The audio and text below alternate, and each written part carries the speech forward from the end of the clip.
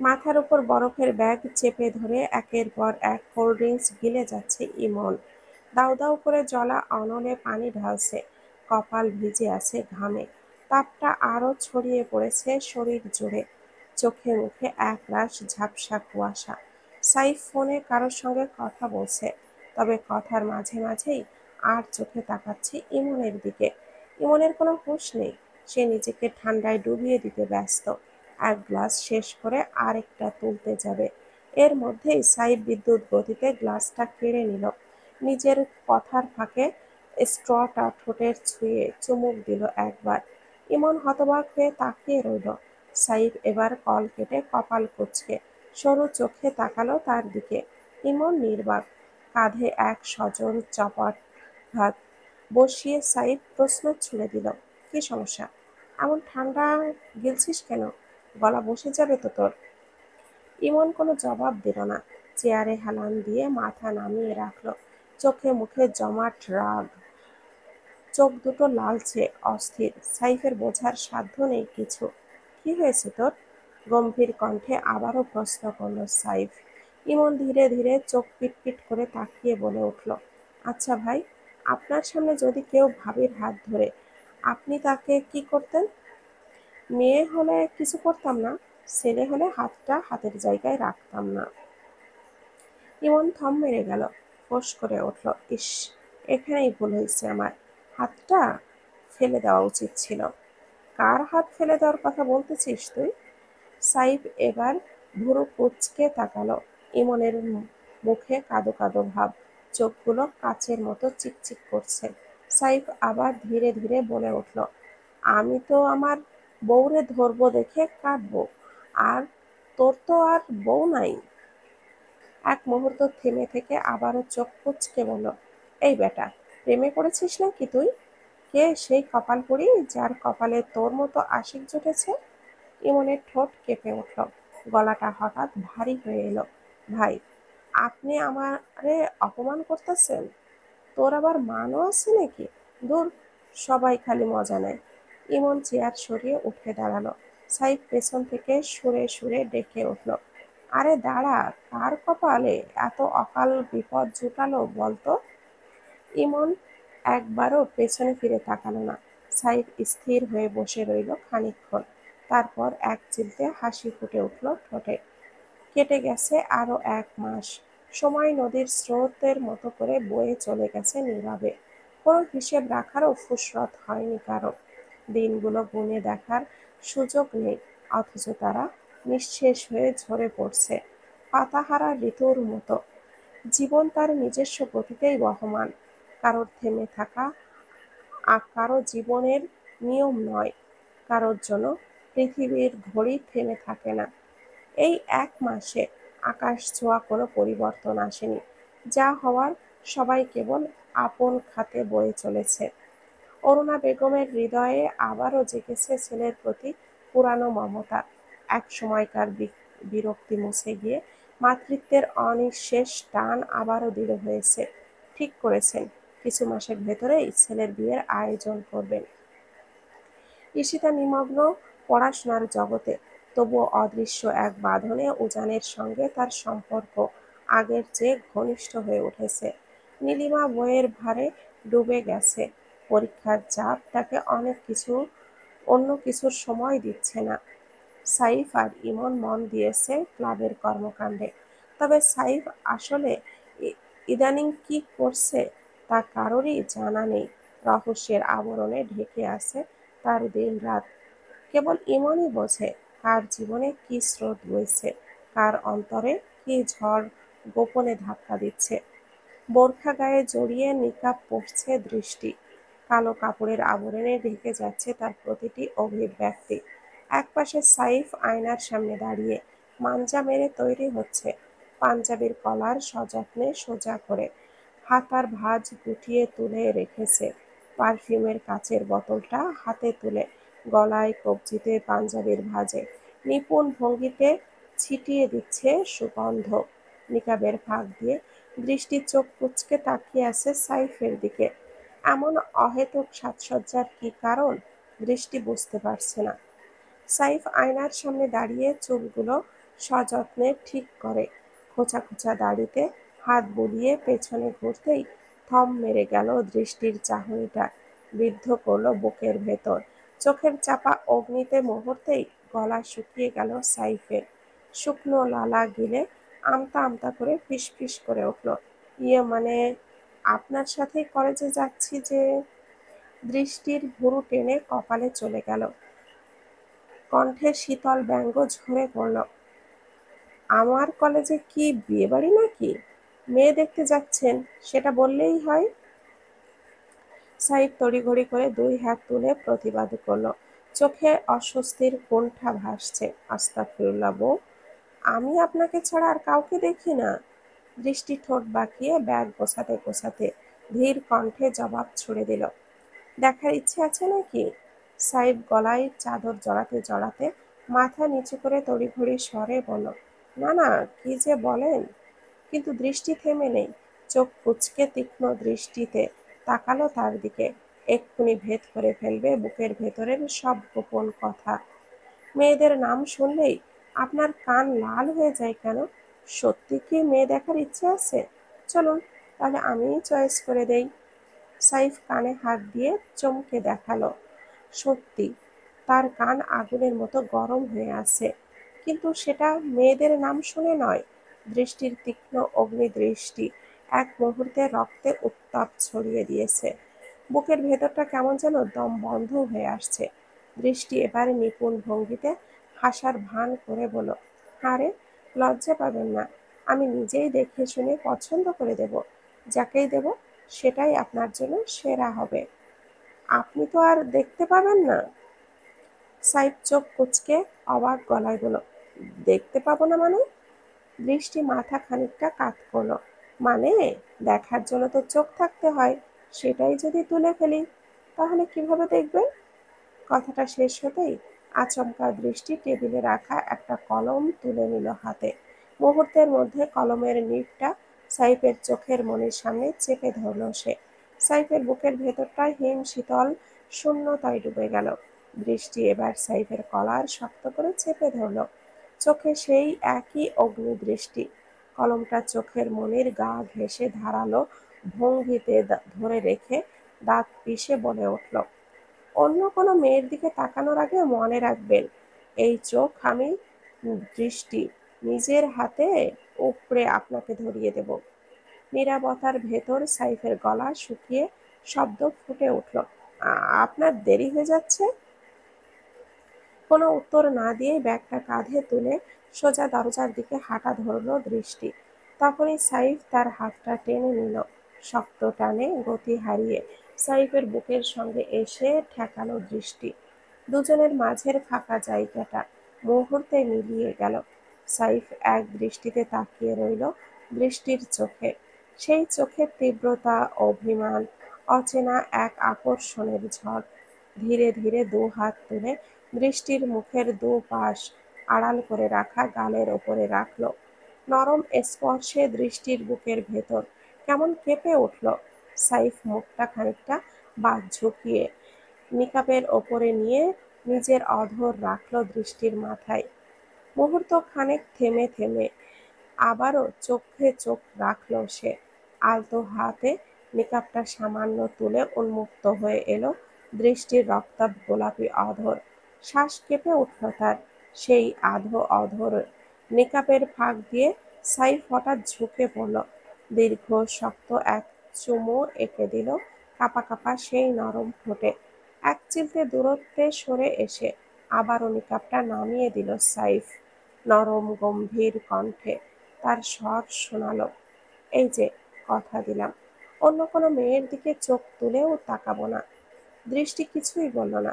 নিকাবের আড়ালেই ফুটে উঠল এক চিলতে হাসি। হাসিটা লুকানো থাকলেও সাইফ বুঝে ফেলল দৃষ্টির চোখের কোণ খানিকটা সংকুচিত হলো যে তাই। সাইফ এরপর শক্ত করে দৃষ্টির হাতটা ধরে নিল, আঙ্গুলে নিজের আঙ্গুল গলিয়ে ধীর পদক্ষেপে বেরিয়ে গেল। উজান ভাই, আমি এই ফুলটা নিতে চাই প্লিজ। উজান হাতে ধরা লালচে গোলাপগুলোর দিকে তাকিয়ে ধীর গলায় বলল, এতগুলো ফুল দিয়ে কি করবি তুই? বোঝা আমারে?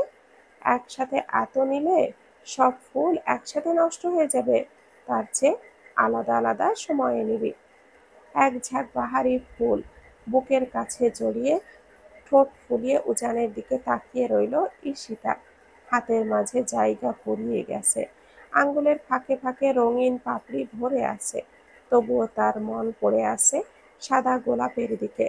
চোখে তীব্র আকাঙ্ক্ষার ঝিলিক, কণ্ঠে অভিমান মেশা সুরে বলে উঠল, দিবে না সেটা সরাসরি বললেই হয়। তুমি অনেক কিপ্টে হয়ে গেছো। এক পাশে দাঁড়ানো মুরব্বি ধাঁচের দোকানদার মুচকি হেসে যোগ করলো, ভাই নিয়ে নেন না, বাচ্চা মানুষটা। উজান চমকে তার দিকে ঘুরে তাকালো, কপালের ভাঁজে বিরক্তি খেলা করলো। কোন দিক দিয়ে কে আপনার বাচ্চা মনে হয়? আগায় গোড়ায় পুরো একটা বুইড়া বেডি মানুষ। উজান ভাই, লাগবে না তোমার ফুল। রাগে ঠোঁট ফুলিয়ে ঘুরে হাঁটা ধরলো ঈশিতা। উজান দীর্ঘশ্বাস ফেলল, কিছুটা না বলে দোকানির থেকে দুটো সাদা গোলাপ কিনে নিল। ধীর ভঙ্গিতে ঈশিতার হাতে ফুলগুলো গুজে দিয়ে বাকি দাম মিটিয়ে পেছনে ঘুরল। কিন্তু মাত্র দু কদম যেতেই থমকে দাঁড়িয়ে গেল। চোখ থেমে গেল সামনে। দুই হাত বুকে পেঁচিয়ে দাঁড়িয়ে আছে দৃষ্টি, সরু চোখে তাকিয়ে আছে তাদের দিকে। উজানের বুকের ভেতর কেমন যেন কেঁপে উঠল। এভাবে এতদিন পর হঠাৎ করে দৃষ্টিকে দেখবে, এটা কোনোভাবেই তার কল্পনায় ছিল না। উজানের থমকে যাওয়া দেখে পেছন থেকে ঈশিতা কৌতূহলী স্বরে বলে উঠল, আরে থেমে গেলে কেন উজান ভাই, চলো না। কথা শেষ হওয়ার আগেই তার নজরও গিয়ে পড়ল দৃষ্টির দিকে। চোখ বড় বড় করে উঠে ফুলগুলো উজানের হাতে ধরিয়ে দৃষ্টির দিকে দৌড়ে গেল ঈশিতা। আপু, এতদিন পর আমাদের তো ভুলেই গেলে। দৃষ্টির ঠোঁটে নীরব হাসি ফুটে উঠল। ঈশিতাকে নিজের বাহু ধরে টেনে নিল সে। কিছুক্ষণ জড়িয়ে ধরে রেখেই ধীরে সরে এলো। চোখ বোলালো ঈশিতার চেহারায়। মেয়েটা দিনকে দিন অত্যাধিক সুন্দর হচ্ছে। গালের উজ্জ্বলতা বেড়েছে, চোখের দীপ্তি তীক্ষ্ণ হয়েছে। আলতো করে ঈশিতার গাল দুটো চেপে ধরে বলল দৃষ্টি, একদম ভুলিনি। তবে এখানে কি করছিস তোরা? শেষ কথাটার সঙ্গে সঙ্গে আর চোখে তাকালো উজানের দিকে। তীক্ষ্ণ সেই চাহনিতে বুকের ভেতর হালকা শিরশিরে অনুভূতি বয়ে গেল। উজান চোরা চোখে অন্যদিকে তাকিয়ে ব্যস্ত ভাব ধরল। ঈশিতা খুশি মনে ঝটপট বলে উঠল, ফুল কিনতে এলাম আপু। এই দেখো না, উজান ভাই আমাকে কতগুলো ফুল কিনে দিয়েছে। উজানের মুখের রং পাল্টে গেল। ঈশিতা, এই মেয়েটা বড্ড ছেলেমানুষ। কখন কোথায় কি বলতে হয় কোনো হিসেবই নেই ওর। গলায় কাঁটা আটকে গেলেও কোনোভাবে নিজেকে সামলে নিয়ে উজান দৃষ্টির দিকে তাকিয়ে তোতলাতে তোতলাতে বলল, এ এ একটা বার্থডে বার্থডে পার্টিতে যাব আমরা, তাই নিয়েছি। শব্দগুলো কেমন যেন ভেঙে ভেঙে এলো তার ঠোঁট থেকে। আশ্চর্য, উজান এতটা তোতলাচ্ছে কেন? নিজেরই বোঝা দায়।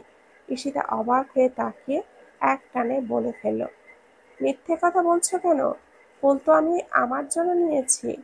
উজান কোনো জবাব না দিয়ে আস্তে ঘুরে অন্যদিকে তাকালো। ঈশিতা ঝটপট সব ফুল নিজের হাতে গুটিয়ে নিল। কলেজ ছুটি হয়েছে কিছুক্ষণ আগে। প্রতিদিনের মতো আজও দৃষ্টি এখানে এসে দাঁড়িয়েছে সাইফের জন্য। বাজার ঘেঁষা এই জায়গা, ফুলের দোকানের সারি, ছোটখাটো দোকানপাট আর মানুষের ভিড়। কিন্তু আজকে এইভাবে মুখোমুখি হয়ে যাওয়া দৃষ্টির কাছে অপ্রত্যাশিত। দূর থেকে ঈশিতাকে ফুল কিনতে দেখে এগিয়ে এসেছিল সে, কিন্তু উজানকে ঈশিতার পাশে দেখে থেমে গেল। কিছুক্ষণ তাকিয়ে থেকে বুঝলো দুজনের সম্পর্কটা বোধহয় সেই স্বাভাবিক সীমা পেরিয়ে অন্য কোনো পথে পা বাড়াচ্ছে। এমন সময় একটু দূর থেকে সাইফের কণ্ঠ ভেসে এলো। সাইফকে দেখতে পেতেই ঈশিতা ছুটে গেল তার দিকে। দৃষ্টি চলে যাওয়ার পর সাইফের সঙ্গে আর তেমন কোনো যোগাযোগের প্রয়োজন পড়েনি। জীবনযাপনের অবিরাম ব্যস্ততায় কেই বা কাকে মনে রাখে। সাইফও ঈশিতাকে দেখে কেবলই সৌজন্যমূলক এক টুকরো হাসি ছুড়ে দিল। দৃষ্টি সেই দিকে চট করেই তাকিয়ে মৃদু হাসল। উজান স্থির দৃষ্টিতে কিছুক্ষণ সাইফকে পর্যবেক্ষণ করল। তারপর বুকের ভেতর জমে থাকা দীর্ঘশ্বাস ছেড়ে দৃষ্টির দিকে ফিরে তাকিয়ে বলল, বেশ সুখেই আছিস তাই না? আলহামদুলিল্লাহ। আমার এই কলঙ্কিত জীবনে এত সুখ আমার ভাগ্যে জুটবে কখনো ভাবিনি। সাইফের দিকে নিবদ্ধ চাহনি রেখেই কথাগুলো উচ্চারণ করলো দৃষ্টি। উজান মাথা নেড়ে সায় দিল, অথচ চোখে মুখে অপরাধ বোধের ছায়া। দৃষ্টির চোখে চোখ রাখার মতো সাহস ওর আর অবশিষ্ট রইল না। ঈশিতা খুব কোমল উজান ভাই, স্বভাবটা যেমন শিশুদের মতো, মনটাও ঠিক তেমনই ফুলের পাপড়ির মতো নরম। দয়া করে ওকে কষ্ট দিবেন না। উজান চমকে তাকালো দৃষ্টির দিকে। দৃষ্টি এবার তার চোখের ভেতরে চোখ গেঁথে স্থির গলায় আবারও বলল, অন্তত ওকে আমার মতো ত্যাগ করবেন না। জীবনে উত্থান পতন আসবেই, কিন্তু সেই সবের মাঝে কারোর হাত ছেড়ে দেওয়াটা কাপুরুষতার পরিচয়। ঈশিতার চোখে আপনি যেন আজীবনই সুপুরুষ হিসাবেই থাকেন। উজান নির্বাক, কি বলবে, আদৌ কিছু বলার আছে কিনা সে নিজেই দ্বিধাগ্রস্ত। দৃষ্টি তার দিকে তাকিয়ে বিদ্রূপ মাখা এক চিলতে হাসি হাসল, কিন্তু নিকাবের আড়ালে হাসিটা উজানের দৃষ্টিগোচর হলো না। উজান ঠোঁট নেড়ে কিছু বলতে যাচ্ছিল, ঠিক সেই মুহূর্তেই সাইফ এগিয়ে এলো। চলুন বউ। সাইফের কথাটা শেষ হতেই উজান নিজের বাক্য গিলে ফেলল। ঈশিতা হঠাৎই হেসে বলে উঠল, আমাদের বাড়িতে কবে আসবে আপু? আসবো সময় করে। বড় মাকে অনেকদিন দেখা হয়নি, তোমরাও তো আমাদের বাসায় আসতে পারো। ঈশিতা ও দৃষ্টির মাঝের মাঝেই উজান আর সাইফের চোখে বরাবর একে অপরের সঙ্গে লেপ্টে যাচ্ছিল।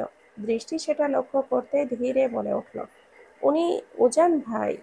জানি, শান্ত সংক্ষিপ্ত উত্তর দিল সাইফ। এরপর হাত বাড়িয়ে বলল, আমি সাইফ, শেখ ইস্তিহাদ সাহিব। উজান সৌজন্য রক্ষা করে হাত মেলালো, আহমের উজান চৌধুরী। দুই পুরুষের মাঝে কুশল বিনিময়ের ফাঁকে কিছুক্ষণের জন্য চোখে চোখ আটকে রইল বাতাসে। বাতাসে টান অনুভব হলো, পরিস্থিতি অস্বস্তিকরের দিকে গড়াতে শুরু করেছে বুঝে দৃষ্টি হালকা হাসি দিয়ে সেই দিনের মতো বিদায় নিল।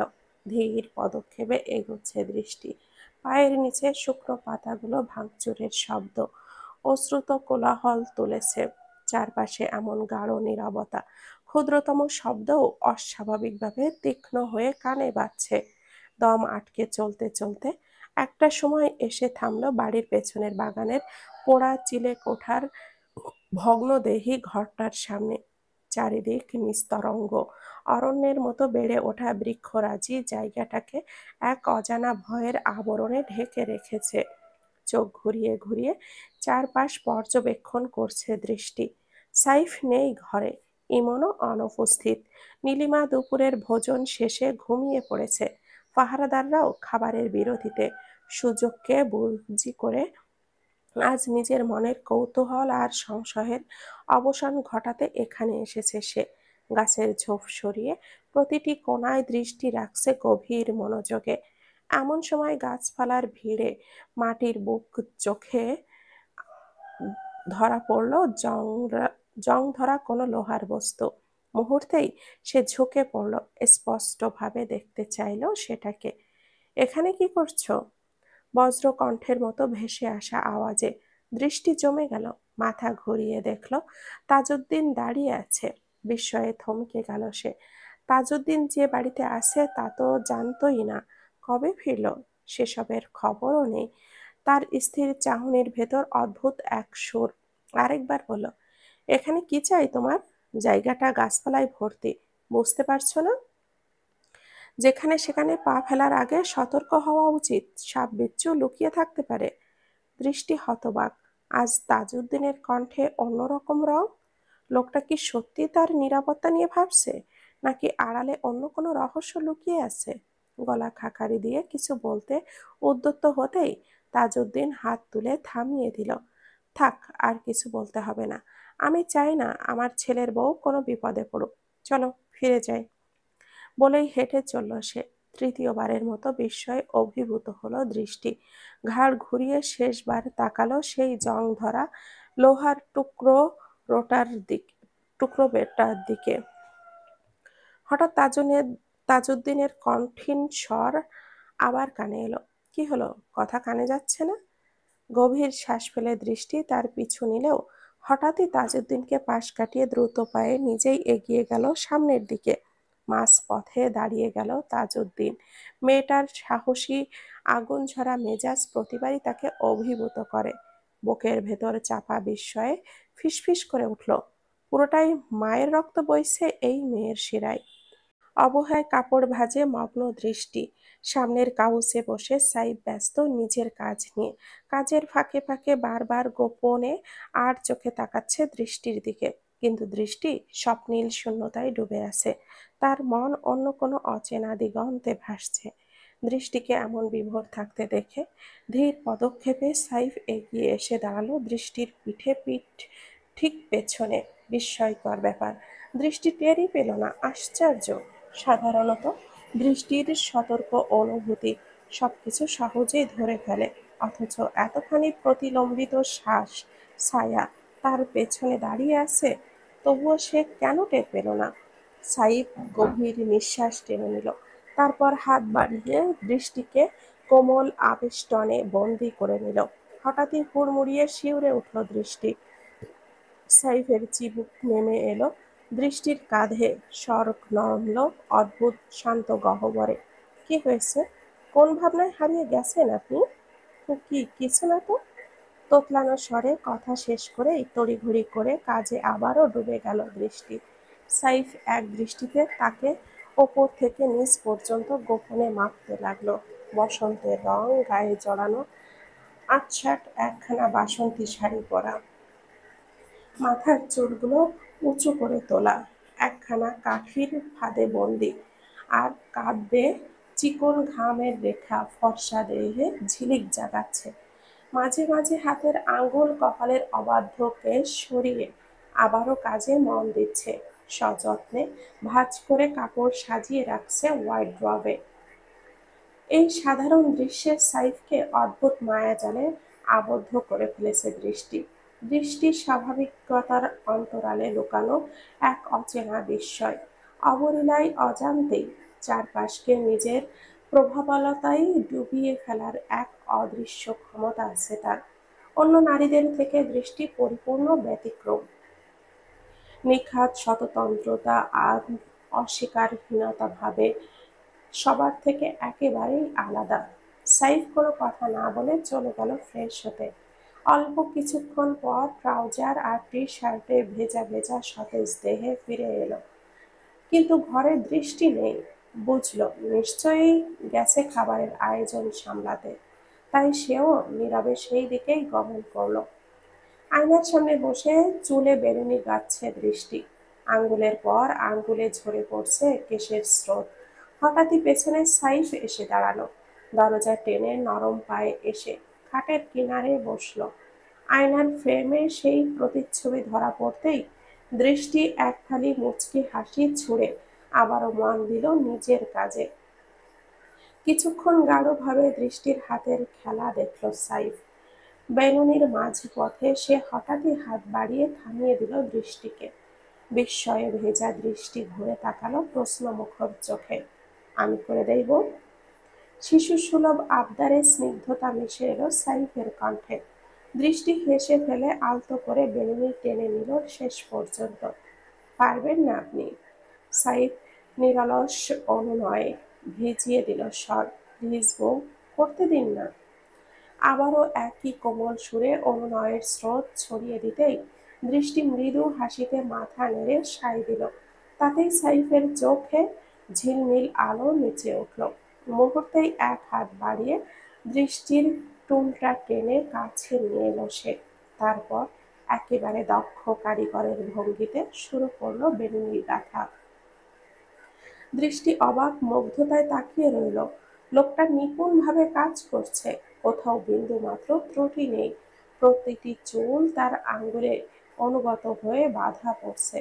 দৃষ্টি চুপচাপ মুগ্ধ দৃষ্টিতেই দেখতে থাকলো তাকে। বেনুনি শেষ হতেই সাইফ রাবার দিয়ে চুলটা বেঁধে দিয়ে তার মুখের দিকে তাকিয়ে দিল এক প্রশস্ত হাসি। দৃষ্টি আলতো হাত বাড়িয়ে সাইফের কপালের ওপরে পড়ে থাকা চুল সরিয়ে দিল। তারপর বেনুনিতে হাত বুলিয়ে নরম হাসি ছুড়ে বলল, ভালো হয়েছে? সাইফের মুখের উজ্জ্বলতা বাড়ল। দৃষ্টি একটু ঝুঁকে এলো, আঙ্গুল বাড়িয়ে টেনে দিল সাইফের নাক। ঠাট্টার ছলে চোখ মিটিয়ে বলল, অনেকগুলো ধন্যবাদ। সাইফও হেসে বলল, উঠে আসো, ঘুমাবো। দৃষ্টির সঙ্গে সঙ্গে বলে উঠল, না, আজকে আমাকে গান শোনান। অনেক দিন হলো আপনার গান শুনি না। সাইফ গাম্ভীর্যে ঠোঁটটা বাঁকিয়ে উত্তর দিল, আমি অনেক টায়ার্ড, এখন কোনো গান শোনাতে পারবো না, ঘুমায় আসুন। দৃষ্টি ভোর কুঁচকে তাকালো, অবিশ্বাস্য, সাইফ কিনা তাকে মানা করছে। যে মানুষটা কোনোদিন ভুলেও তাকে না বলতে জানে না, আজ সে সত্যি মানা করছে। দৃষ্টির মনে হলো হয়তো সত্যিই ক্লান্ত, তাই আর জেদ করলো না। আচ্ছা, আপনি শুয়ে পড়ুন, আমি একটু পর আসছি, শান্ত স্বরে বলেই বারান্দার দিকে পা বাড়ালো দৃষ্টি। খোলা বাতাসে এসে শরীর এলিয়ে দিল। বর্ষা বিদায় নিয়েছে কিছুদিন আগে। আবহাওয়া এখন অদ্ভুত রকমের অস্থির, মাঝে মাঝে গরম, আবার কখনো হিমেল শীতলতা। তবে এই মুহূর্তে হাওয়া কোমল, প্রশান্তির স্পর্শে ভরপুর। বারান্দায় দাঁড়াতেই মন জড়িয়ে গেল। লম্বা বিনুনি কোমরে দুলছে, কাপড়ের আঁচল হাওয়ার ছোঁয়ায় কাঁপতে কাঁপতে দেহে জড়িয়ে আসছে। তখনই দৃষ্টির কানে ভেসে এলো গিটারের টুংটাং সুর। দৃষ্টির ঠোঁটে ঝলকে উঠল এক রাশ হাসি, তবুও চোখ অদূরে অচেনা অন্ধকারে গেঁথে রাখল। তোমার গায়ে তাঁতের শাড়ি, চুল বাঁধা লাল ফিতায়, রাগ কইরো না, রঙিন আলতা দিয়া দিমু পায়। সাইফের সুরেলা কণ্ঠ বাতাস ছেদ করে দৃষ্টির কানে এসে বাজতেই পেছন ফিরে তাকালো সে। চোখের গভীরতায় থমকে গেল। সাইফ এক দৃষ্টিতে তাকিয়ে আছে তার দিকেই। ঘর থেকে ফোঁটা ফোঁটা ক্ষীণ আলো ছড়িয়ে আসছে। বাইরে চাঁদের আলো ছিটকে পড়ছে প্রশান্তিময় অন্ধকারে। আলো অর্ধেক, ছায়া অর্ধেক, তবুও স্পষ্ট বোঝা যাচ্ছে সাইফের দৃষ্টি নিবিড় হয়ে গেঁথে আছে কেবলই তার ওপরেই।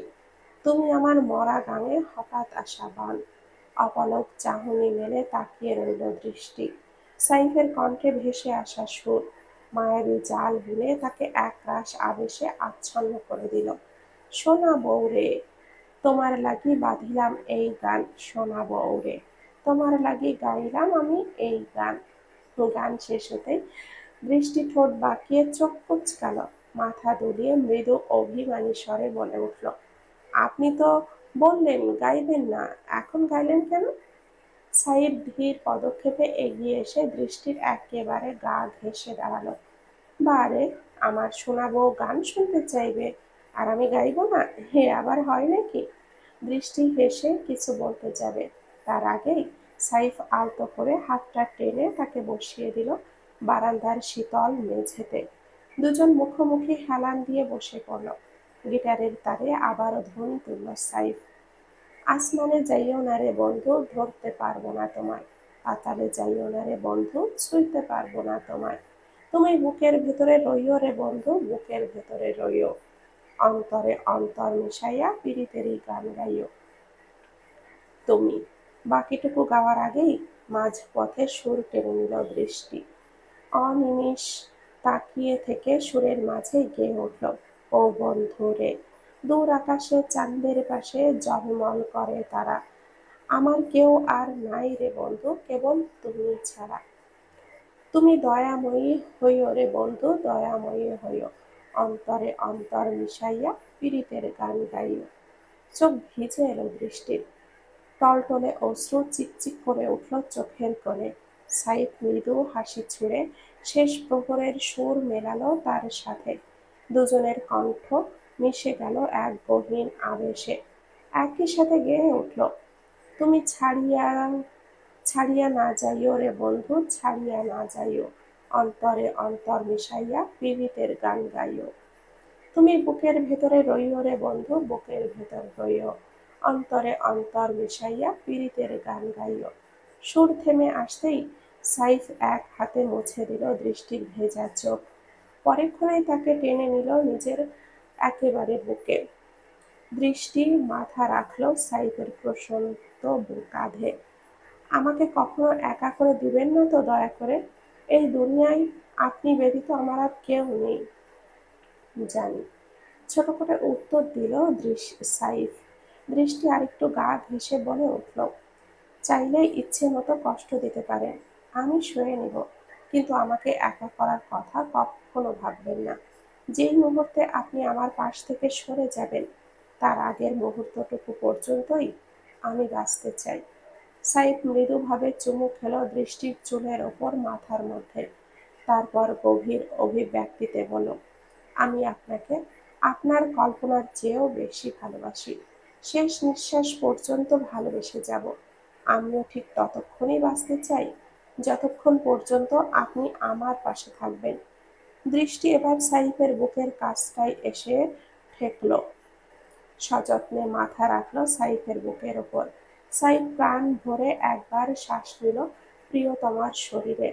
এরপর স্নিগ্ধ আঙ্গুলে দৃষ্টির কেশের রেখা ছুঁয়ে সাইফ নরম কণ্ঠে জিজ্ঞেস করল, আপনি তখন গভীর মনোযোগে কিছু একটা ভাবছিলেন, কি হয়েছে বলুন তো? দৃষ্টি ক্ষণিক নীরব থেকে ধীরে বলল, দুপুরে আমি গিয়েছিলাম বাগানে, ওরা চিলেকোঠার কাছে মাটির ভেতর থেকে লোহার মতো একটা কি যেন বস্তু উঁকি দিচ্ছিল। সাইদ তৎক্ষণাৎই গম্ভীর হয়ে উঠল। আপনি কি বুঝতে পেরেছেন সেটা আসলে কি? দৃষ্টি মুখ তুলল তার চোখের দিকে। মাথা না বোধক দোলালো দুদিকে।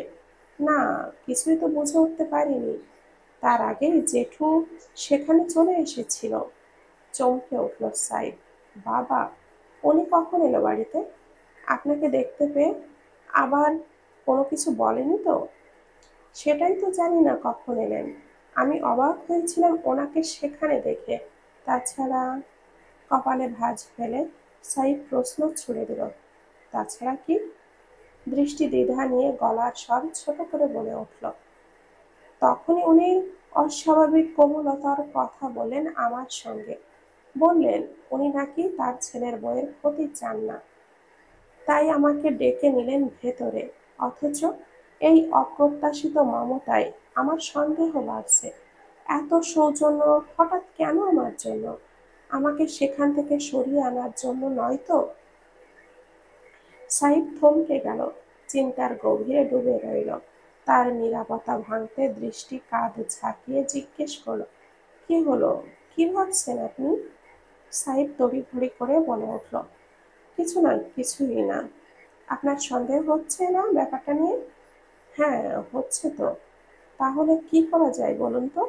সাইদ দীর্ঘশ্বাস ফেলে বলল, এখনই কিছু করতে হবে না, আপাতত আমাদের ঘুমানো উচিত, বাকিটা পরে দেখব। চলুন। কথা শেষ করে সাইফ হঠাৎই দৃষ্টিকে আলতো করে পাজা করে তুলে নিল। দৃষ্টি অবাক হয়ে কিছু বলার আগেই তার হাতে থাকা গিটারটা নিয়ে বারান্দার দরজাটা ঠেলে ভেতরে ঢুকে গেল। তারপর নিভু আলোয় খাটে শুইয়ে দিল প্রিয়তমাকে। নিজেও দরজা টেনে আধারের ভেতরে শুয়ে পড়ল তার পাশেই। আমি অতি সতর্ক পদক্ষেপে এগিয়ে আসছে কেউ একজন। অন্ধকারে তার হাতে কেবলই একটি ক্ষুদ্র টর্চ, যার কুণ্ডলী আলো আধার ভেদ করে কাঁপতে কাঁপতে ছুটে বেড়াচ্ছে চারিদিকে। লোকটা বারবার পেছনে ফিরে তাকাচ্ছে, কেউ যাতে দেখে না ফেলে। অবশেষে এসে থমকে দাঁড়ালো পোড়া চিলে কোঠার ঘরটার সম্মুখে। দুই হাতে আগাছার ভারী ঝোপ সরিয়ে উন্মুক্ত করলো জং ধরা লোহার ভারী টুকরো। আশেপাশে আরেকবার নিখুঁত নজরে দেখে নিল চারিদিক। তারপর টেনে তুলল সেই অংশটুকু। কেঁপে উঠে খুলে গেল লুকানো এক পুরানো দরজা। অপর প্রান্তে উন্মুক্ত হলো একটা পথ, পাকা ইটের গন্ধমাখা অন্ধকার সুড়ঙ্গ। বিন্দুমাত্র দেরি না করে ছায়ামূর্তি ঢুকে গেল ভেতরে, আর ধীরে ধীরে দরজাটাকে টেনে দিল ভেতর থেকে। তারপর কেটে গেল এক দীর্ঘ সময়। নিস্তব্ধতা আবারও জমাট বাঁধল চারিদিকে। ঘুমের আবেশে এপাশ ওপাশ করতে করতে হঠাৎই দৃষ্টি টের পেল তার পাশের শূন্যতা। যেখানে সাইফ থাকার কথা, সেখানে এখন কেবলই ঠান্ডা বিছানা। হাত বাড়িয়ে আরেকবার ছুঁয়ে দেখতেই ঘুম পুরোপুরি উড়ে গেল। সত্যি সাইফ নেই। চোখ মেলে পিটপিট করে তাকিয়ে চারিদিক দেখল, তারপর সোজা হয়ে উঠে বসলো খাটে। হাত বাড়িয়ে টেবিল লাইট জ্বালাতেই মৃদু আলোয় দেখা গেল ঘড়ির কাঁটা দাঁড়িয়ে আছে রাত 2টা 36-এ। বুকের ভেতর অজানা শঙ্কার কাঁপুনি বয়ে গেল। এত রাতে কোথায় গেলেন সাইফ? দৃষ্টি অস্থিরভাবে নিজের কাপড় ঠিকঠাক করে পায়ে পায়ে এগিয়ে গেল দরজাটার দিকে। হাত বাড়িয়ে দরজা খোলার সাথে সাথেই হুড়মুড় করে সাইফ এসে উপস্থিত হলো। দুজনেই একে অপরকে দেখে থমকে গেল এক মুহূর্তের জন্য। সাইফ বিস্মিত দৃষ্টিতে তাকালো। বউ, কোথায় যাচ্ছিলেন আপনি? দৃষ্টি কপালে ভাঁজ ফেলে স্ত্রীর দৃষ্টিতে লক্ষ্য করল তাকে। সাইফের কপাল বেয়ে চুলের ফাঁক থেকে জল ঝরছে, খোঁচা খোঁচা দাড়ি বেয়ে টুপটুপ করে পড়ছে ফোঁটা। সদ্য ধোয়া ওঠা মুখ থেকে বেয়ে আসছে উজ্জ্বলতা। দৃষ্টি ধীর গলায় জিজ্ঞেস করলো, আপনাকে পাশে না পেয়েই খুঁজতে উঠেছি। এত রাতে কোথায় গেলেন আপনি? সাইফ হালকা হাসার চেষ্টা করে উত্তর দিল, ও আচ্ছা, বাইরে একটু হাঁটতে গিয়েছিলাম, ঘুম আসছিল না, তাই বেরিয়েছিলাম। দৃষ্টি চোখ কুঁচকে তাকালো। সন্দেহের ছায়া নেমে এলো তার চাহনিতে। দৃষ্টি কতটুকু বিশ্বাস করেছে তার কথা বুঝতে পারছে না সাইফ। কিছুক্ষণ চুপ করে তাকিয়ে থেকে দৃষ্টি ঠোঁট টেনে আনলো এক নিখাদ হাসি। আমি তো ভয়ে অস্থিরই হয়ে গিয়েছিলাম। দয়া করে রাত বিরাতে এমন করে বেরোবেন না। এই কথা বলেই হাই তুলতে তুলতে ধীর পায়ে ফিরে গিয়ে শুয়ে পড়ল দৃষ্টি। সাইফ নিস্তব্ধ মুখে আর কোনো কথা না বাড়িয়ে দৃষ্টিকে জড়িয়ে নিয়ে তার পাশেই শুয়ে পড়ল। কাঠফাটা রৌদ্রের নির্দয় আঁচ ভেদ করে ধীরে ধীরে বাড়িতে ফিরছে নীলিমা। কলেজ ছুটির অনেকটা সময় পেরিয়ে গেছে, তবুও ইমনের প্রতীক্ষায় দাঁড়িয়ে থাকতে থাকতে অবসন্ন পা আর টিকতে পারেনি। অবশেষে হাঁটার পথ বেছে নিয়েছে সে। কিছু দূর এগিয়ে এসে নদীর পাড়ে দাঁড়াতেই শরীরে নামল প্রশান্তির ছায়া। বিরামহীন দহনকে শীতল করে দিল নদীর বাহিত কোমল বাতাস। বুক ভরা দীর্ঘশ্বাস ফেলে খানিকটা স্তব্ধ দাঁড়িয়ে রইল নীলিমা। হাওয়ায় তীব্র ধাক্কার পরনে বোরখা হেজাব উন্মাতল নৃত্য। বুকের মাঝে হাত গুজে আকাশের নীলিমায় চেয়ে আছে সে, অচিন্তে ভাবনার আবেশে। নীলু! হঠাৎ উচ্চারিত আহ্বানে স্তব্ধ হয়ে গেল তার পদক্ষেপ। শিরদাঁড়া বেয়ে নেমে এলো অদৃশ্য শিহরণ। বহুদিনের অনুপস্থিতির পরও এই কণ্ঠস্বর তার কাছে অচেনা নয়, অস্থিমজ্জায় আঁকড়ে থাকা পরিচিত। পেছনে ফিরে দেখার আগেই আবার ভেসে এলো ডাক, কেমন আছিস বোন? কাঁপতে থাকা পায়ে ধীরে ঘুরে তাকাতেই দিশেহারা দৃষ্টিতে ছলাৎ করে উঠল অন্তর। গলার গভীর থেকে ফিসফিসিয়ে বেরিয়ে এলো সুর, ভাইয়া। চোখের ধার বরাবর চেয়ে ভারী 2 ফোঁটা অশ্রু ধরে পড়ে গেল মুখোদয়ে। ভয়ে ক্রোধে অভিমানে মিলিত গলা গলনদীর মতো করে নীলিমার গলায় আটকে আছে। অমিতব্যয়ী নীরবতায় তার ঠোঁট শিল পড়ে গেছে। তার সামনেই দাঁড়িয়ে আছে সিয়াম। চুলে ঝলসে থাকা অগোছালো কোঁকড়ানো ফিকে পড়া জামা, দাড়ি চুল মিশে একখণ্ড অনাবশ্যিক কদার্য চেহারা। চোখের নিচে কাটা কালচে দাগ, লালচে অন্ধকারে জ্বলছে চোখ। নেশার রেখা চিত্রে মুছে দিয়েছে তার কানের উজ্জ্বলতা। সে কিছুক্ষণ নীরবে দাঁড়িয়ে থেকে ধীরে ধীরে এগিয়ে এলো, হাতে অপরূপ মমতা নিয়ে নীলিমার করুণ মাথার ওপরে রাখল এবারের জন্য। আমাকে ভুলে গেলি? তোর ভাইকে মনে নেই তোর? নীলিমা ধীর গতিতে দুখানি পা পিছিয়ে দিল। মাথায় রাখা সিয়ামের হাত অস্থায়ীভাবে শূন্যতায় ঝুলে রইল। পরে সিয়াম সেও সাবধানে নামিয়ে নিল। জানি আমাকে অনেক ঘৃণা করিস, কিন্তু আমি জানি তোকে অনেক মিস করি। শুধু তোকে। নীলিমার মুখে কটু কম্পনে এক ব্যঙ্গ হাসি উকি দিল, কিন্তু নিকাবের আড়ালে তা বোঝা গেল না সম্পূর্ণভাবে। নিজেকে জড়িয়ে ধরে সে কণ্ঠটাকে কড়াভাবে স্থির করল। আমার জানা মতে আমার কেবল একটাই ভাই, যে আমাকে অনেক ভালোবাসে। কোনো কিছুর কমতি রাখেনি সে। মায়ের পরে যে আমার একমাত্র অবলম্বন। বাকি আর কেউ নেই আমার। আমিও তোকে ভালোবাসি, অনেক ভালোবাসি। কিন্তু তুই সবসময় আমাকে দূরে সরিয়ে রেখেছিস, শুধুমাত্র তোর আরেকটা ভাইয়ের জন্য। কেন? আমিও তো তোর ভাই। তাহলে এত ভেদাভেদ কি করে করতে পারিস তুই? ভাই? নীলিমার ঠোঁটের কিনারা কুঁচকে এক চতুর হাসি ফোটালো। তারপর স্থির চাহনিতে তাকিয়ে কণ্ঠপাতটি নরম কঠোর করে বলল, কারণ তার মাঝে আর তোমার মাঝে আকাশ পাতাল তফাৎ। না, তার মতো তুমি কখনোই হতে পারবে না, আর না তার মতো করে আমাকে ভালোবাসবে। তাই কান খুলে শুনে রাখো, আমি আবারও বলছি, আমার শুধু একটাই ভাই। কথার আগেই সিয়ামের আক্রোশ ফেটে পড়ল। একটা ঘোরে ভরা আঘাত নিশ্চিহ্ন নীলিমার গালে এসে পড়ল। রাগে সিয়াম ফুঁসে উঠল, গলার রগগুলো টেনে উঠছে, চোখে আগুনের শিলা ঝিকিমিকি করছে। নীলিমা কপাল কুণ্ঠিত রেখে এক হাতে গালে চেপে দাঁড়িয়ে পড়ল। রক্তসিক্ত রঙ্গ ছড়ালো চোখের ভেতরকার মণির দুপাশে।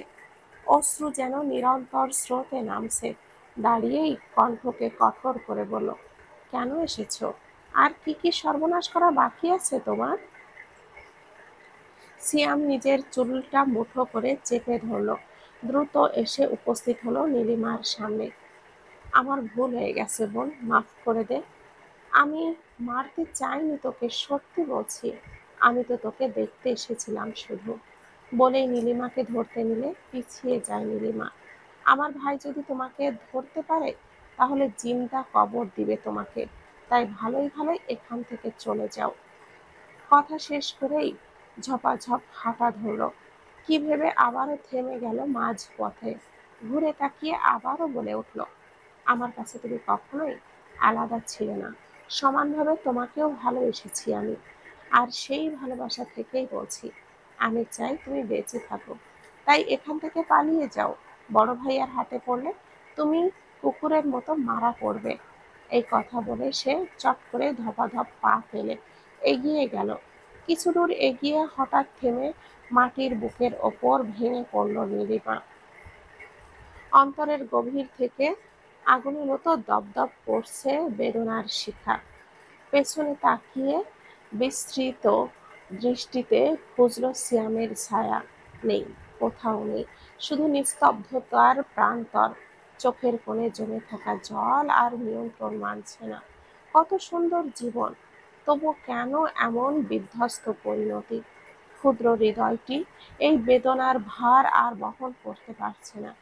দৃষ্টি ঘোলা হয়ে আসছে তার, শ্বাস ভারী। এই মুহূর্তে অপর প্রান্ত থেকে বাইক ছুটে এলো ইমন। নীলিমার কাছে এসে হঠাৎ থেমে দ্রুত নামলো মাটিতে। ঝুঁকে বসে কাঁধ স্পর্শ করলো সে। কি হয়েছে আপনার? এখানে এমনভাবে বসে আছেন কেন? অশ্রুসিক্ত চোখে নীলিমা তাকালো ইমনের দিকে। বুকের ভেতর ঢেউ তুলল ইমনের আবেগ। বহুদিন এমন কান্নার দৃশ্য চোখে পড়েনি দেখেনি। নিকাবের ওপর দিয়ে ইমন হাত রাখলো গালে। শরীরটা খারাপ লাগছে নাকি? ডাক্তার দেখাবো? কি হয়েছে? আতঙ্কে কণ্ঠস্বর কেঁপে উঠল তার। কিন্তু নীলিমার চারপাশ এখনো ঘন কুয়াশার মতো ঝাপসা। বুকে জ্বলন্ত যন্ত্রণা, ঠোঁটের কোণে কোনো শব্দের জন্ম নেই। মাথা নত করেই হঠাৎই হাহাকারে ভেঙে পড়ল সে। ইমন ভয় পেয়ে তড়িঘড়ি করে দাঁড় করালো, দুই হাতে কাঁধ শক্ত করে ধরে নাড়া দিল। বলুন, কি হয়েছে? কেন কাঁদছেন? কেউ কিছু বলেছে আপনাকে? নীলিমার অশ্রুধারা তবুও থামল না। কেবল বুকের গভীর থেকে কান্নার শব্দ ফেটে বেরিয়ে আসতে লাগলো। তাকান আমার দিকে। দু গাল আঙ্গুলে ধরে নীলিমার চোখের গভীরে তাকালো ইমন। কণ্ঠে মোলায়েম সুর, তবুও লুকানো উৎকণ্ঠা। ঝরে পড়ছে প্রতিটি শব্দে। কি হয়েছে বলুন তো? কেউ কিছু বলেছে? ভয় পাবেন না, খুলে বলুন। শরীর খারাপ লাগছে নাকি? কোথাও ব্যথা পেয়েছেন? কথার মাঝেই হঠাৎই নীলিমা ঝাঁপিয়ে এসে তাকে জড়িয়ে ধরল। ইমন এক মুহূর্তের জন্য স্থির হয়ে গেল, বুকের ভেতর কাঁপুনি খেল। নীলিমা তার বুকে মুখ গুজে হাহাকার ভাঙল। বুকের ভেতর আগুন জ্বলছে। ইমন ভাই, অসহ্য কষ্ট হচ্ছে আমার। কেন এমন হলো আমাদের জীবন? আমরা কি পারতাম না সবাই মিলে শান্ত নিখুঁত একটা জীবন বেছে নিতে? ইমন কোনো জবাব দিল না, কেবলই নিশ্চুপ দাঁড়িয়ে থেকে হাতের আঙ্গুলে আলতো সান্ত্বনার রেখা এঁকে দিল নীলিমার বাহুতে। কিছুক্ষণ পর নীলিমা ধীরে ধীরে সরে এলো। বাড়ি যাব শব্দটা উচ্চারিত হতেই ইমন দ্রুত বাইকের সিটে উঠে বসল। নীলিমাও পেছনে গিয়ে বসে পড়ল। দূরের গাছের আড়াল থেকে সিয়াম সবই দেখছিল। রাগে তার দেহ থরথর করে কাঁপছে, চোখের ভেতর জমে উঠছে ঝড়ের অগ্নি। সবেমাত্র খেতে বসেছে সাইফ ও দৃষ্টি। ইমন আর নীলিমার প্রতীক্ষায় অনেকটা সময় গলে গেছে ঘড়ির কাঁটা। সাইফ অবশ্য কলের ওপর থেকে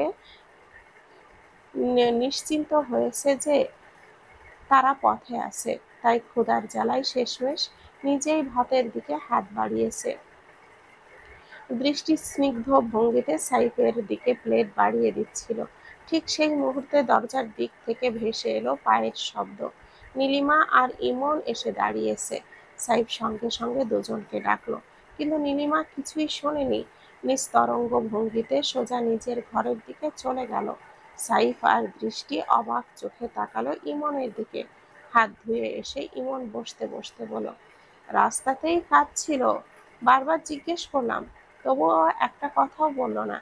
সাইফের দৃষ্টি সরে এলো দৃষ্টির মুখের দিকে। দৃষ্টি মৃদু ইশারায় আশ্বস্ত করলো তাকে। মুখে অনাবিল একটুখানি হাসির আভাস আনার চেষ্টা করলো। আরে, হয়তো শরীরটা খারাপ হয়ে গেছে, তাই কিছু বলেনি। আপনারা বসে খান, আমি ওর খাবারটা ঘরে পৌঁছে দিব। আপনিও বসে পড়ুন। উল্টো দিকে খাটের গা ঘেঁষে উপুড় হয়ে নিথর শুয়ে আছে নীলিমা। চাহনির তীর নিক্ষিপ্ত হয়েছে জানালার বাহিরে। দূর দূর বহু দূরের অস্পষ্টতায় হারিয়ে গেছে তার দৃষ্টি। অনুভূতির ভারহীনতায় শূন্যতার অন্তর্ভূমি। সবই ধাঁধার মতো দূরবোধ্য। জীবন আসলে কি রহস্যময় ধাঁধা? কে কখন কোন স্রোতের মুখোমুখি দাঁড়িয়ে যাবে তার পূর্বাভাস কোথায়? সবাই কি নিয়তির হিংস্র খেলাঘর, নাকি মানুষের কর্মফলই বুনে দেয় এই অদৃশ্য জালের ফাঁদ? নিয়তির নির্মমতা কতটা ভয়ঙ্কর হতে পারে তার নিখুঁত উপলব্ধি করতে পারছে না নীলিমা। দুনিয়ার গহনতা সম্পর্কে তার বোধ শিশির কণার মতো ক্ষুদ্র ক্ষণস্থায়ী। এই চার দেওয়ালের সীমারেখার বাইরে পা বাড়িয়ে বিশ্বকে জানাবার আকাঙ্ক্ষা কখনো জাগেনি তার মধ্যে। বরং আপনজনদের দুঃখ সুখের উথাল পাথালকেই কেটে গেছে তার ক্ষুদ্র জীবন। ফুসরাতও মেলেনি বাহিরের বিশাল জগতের দিকে চোখ ফেরানোর। খেলি না কেন এখানে? দৃষ্টির কণ্ঠ রেশ ধরা পড়তেই অচেতন দেহে হঠাৎ কাঁপুনি এলো। নীলিমা এক মুহূর্ত ধরে নীরব থেকেই তবে ধীরে ধীরে ঘুরে বসল। খেতে ইচ্ছে হচ্ছিল না। হাতে ধরা খাবারের প্লেটটা আলতো করে পাশের টেবিলে সরিয়ে রেখে নীলিমার শিয়রে এসে বসল দৃষ্টি। চোখ মেলে তাকাতেই তার দৃষ্টি থমকে গেল। নীলিমার মুখখানি অনুজ্জ্বল, দুফোঁটা অশ্রুতে ফুলে থাকা, চোখ জ্বলজ্বল করছে লালচে আভায়। নাকের আগাটাও পর্দাহীন যন্ত্রণার রং পাল্টে নিয়েছে। চুল বেয়ে এখনো গড়িয়ে পড়ছে অল্প অল্প জলকণা। নিশ্চয়ই দীর্ঘক্ষণ অবিরাম স্নান জলে ভিজেছিল সে। নীরবে উঠে গিয়ে একটা তোয়ালে নিয়ে এলো দৃষ্টি। ফিরে এসে আবারও বসলো তার পাশে। স্নিগ্ধ হাত বাড়িয়ে অনুজ্জ্বল কেশগুলো মুছে দিতে শুরু করলো সে। নীলিমা কিছুই বলল না। আমাকে বলবি না কি হয়েছে? এবার ক্ষণিকের জন্য দৃষ্টির চোখে চোখ রাখল নীলিমা, কিন্তু ঠোঁটের কোণে কোনো শব্দ ফোটালো না। বলতে ইচ্ছে করছে, অথচ মুখ খোলার সাথে সাথে দৃষ্টি আহত হবে এই ভয়েই থেমে গেল। তার আপনজন, তার ভাই যে এমন দুঃসহ অন্যায় চাপিয়েছে এই মেয়েটার জীবনে, সেই কলঙ্কের কোনো ক্ষমা নেই। কোন পক্ষে বেছে নেবে, নিজের রক্তের নাকি ন্যায়বোধের? উত্তরহীন প্রশ্নে জর্জরিত হয়ে চুপই রইল নীলিমা। দৃষ্টি অনবরত অনুরোধ চাপিয়ে দিল না, বরং সে সময় দিল তাকে। জানে বলার মতো হলে একসময় নীলিমা নিজেই খুলে বলবে। আচ্ছা থাক, পরে বলবি, এখন একটু খেয়ে নে। ক্ষুধা থাকলে দুঃখ আরো গাঢ় হয়ে ওঠে, জানিসই তো। খাবো না বোন, নিয়ে যা তুই। বলেই শরীরটা আবারও এলিয়ে দিল খাটে। দৃষ্টি দৃঢ় বাহু জড়িয়ে তাকে টেনে তুলে বসালো। প্লেটটা হাতে নিয়েই খাবারের কণা এগিয়ে দিল তার ঠোঁটের কাছে। আর একটা কথাও শুনবো না। নীলিমা কিছুক্ষণ নিশ্চুপ হয়ে অনড় থাকলেও অবশেষে ভেঙে পড়ল দৃষ্টির একগুঁয়ে স্নেহে। কাঁপতে থাকা শরীর এগিয়ে মুখে খাবার তুলতেই দুফোঁটা অশ্রু গড়িয়ে পড়ল গালের কোণে। দৃষ্টি অপর হতেই মুছে দিল সেই নোনা জল। চোখের ইশারায় নিবারণ করল কান্না। নীলিমা দুই হাত বাড়িয়ে জড়িয়ে ধরল দৃষ্টিকে। তার বুক থেকে ঠেসে বসে বাকি খাবারটুকু ধীরে ধীরে শেষ করলো। ঘরের ভেতরের অস্থির পদাচারণায় বারবার এদিক ওদিকে ঘুরে বেড়াচ্ছে দৃষ্টি। কিছুক্ষণ আগেই নীলিমার কক্ষে ফিরে এসেছে। প্রবল জ্বরের তাপে কাঁপছিল মেয়েটা। তাকে ঔষধ খাইয়ে কষ্টের শিষ্টে ঘুম পাড়িয়ে এসেছে দৃষ্টি, অথচ বুকের ভেতর চাপ আরো বহু গুণে বেড়ে চলেছে। শরীর থরথর করে কেঁপে উঠছে তার।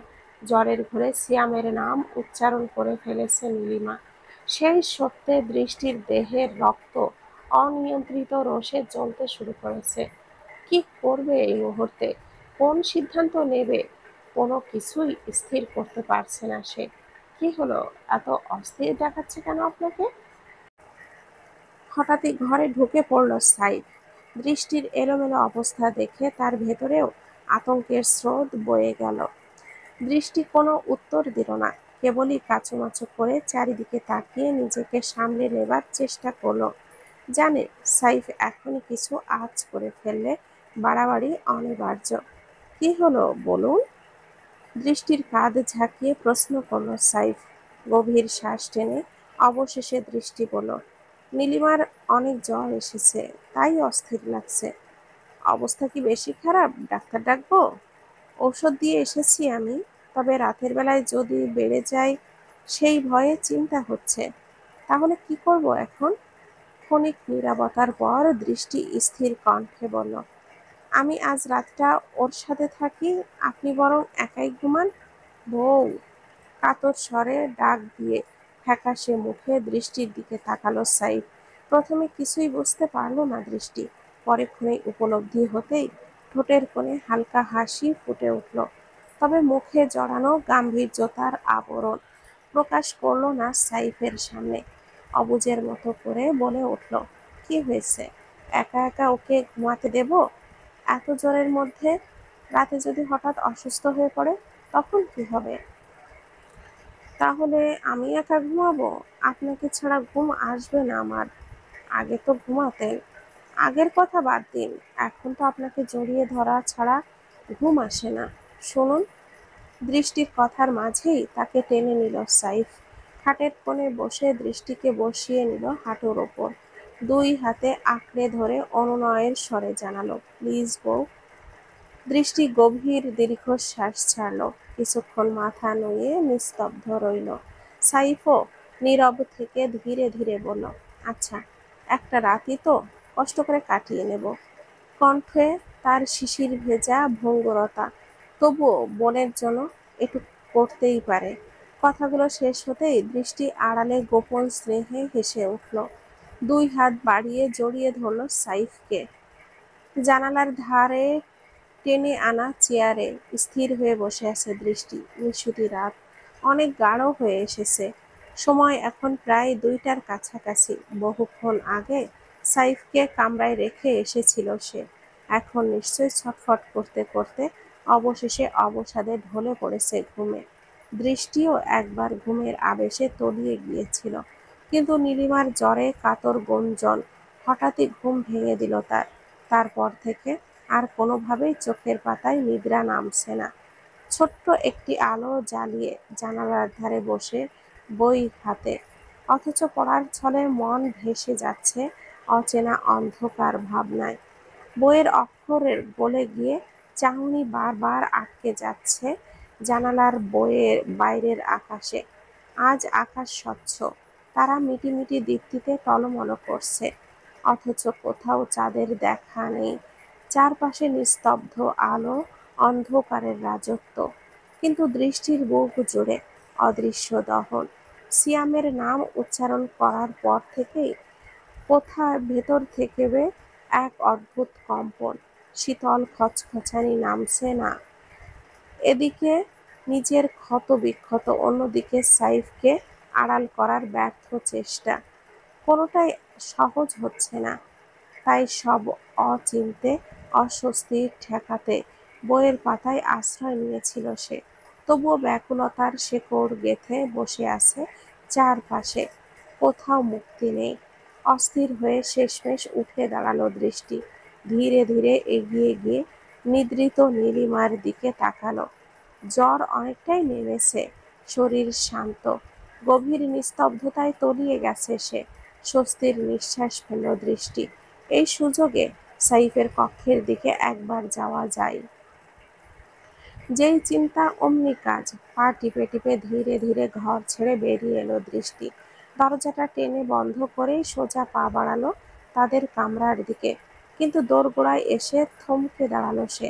দরজাটা পুরোপুরি বন্ধ নয়, আলগা করে ঠেসে রাখা, ফাঁক দিয়ে অচেনা অন্ধকার উঁকি দিচ্ছে। সাইফ কি দরজা খোলা রেখেই ঘুমিয়ে পড়েছে? দৃষ্টি আলতো করে ঠেলে ভেতরে ঢুকলো, টেবিলের ধারে এসে থামলো। মোবাইলটা হাতে তুলে ফ্ল্যাশ জ্বালাতেই আলো সরাসরি গিয়ে পড়ল বিছানার দিকে। খাট শূন্য, কোনো চিহ্ন নেই সাইফের। বিস্ময়ে স্তব্ধ হয়ে রইল দৃষ্টি। এই রাত দুপুরে সাইফ গেল কোথায়? চমকে গিয়ে দ্রুত ফ্ল্যাশ নিভিয়ে দিল সে। চারপাশে আবারও আধার গাঢ় হয়ে উঠল। দ্রুত বেরিয়ে এলো। এই পুরানো বাড়ির প্রতিটি বাঁক, প্রতিটি কোণ তার কেন চেনা। আধার অন্ধকারে হাঁটতেও তাই তেমন অসুবিধা হলো না। আর তাছাড়া দীর্ঘ সময় অন্ধকারে থাকলে চারপাশের অস্তিত্ব এমনিতেই ধরা দেয়। হাঁটতে হাঁটতে ঘর পেরিয়ে উঠোন, করিডোর, বারান্দা সব ঘুরে এলো দৃষ্টি, কিন্তু কোথাও সাইফ নেই। পুরো বাড়ি শুনশান শূন্য।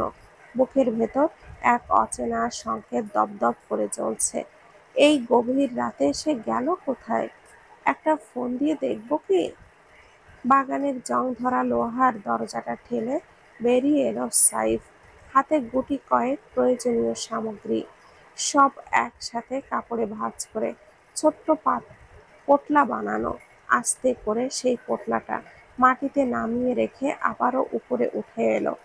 দরজাটা সাবধানে আগের মতোই ঠেসে লাগিয়ে দিল। তারপর ঝোপঝাড়গুলো এমনভাবে ছড়িয়ে দিল যে বোঝবার উপায়ই নেই এখানে কোনো গুপ্ত পথ লুকিয়ে আছে। জামাকাপড় ঝেড়ে নিয়ে টর্চটা হাতে তুলতেই দাঁড়িয়ে গেল সে।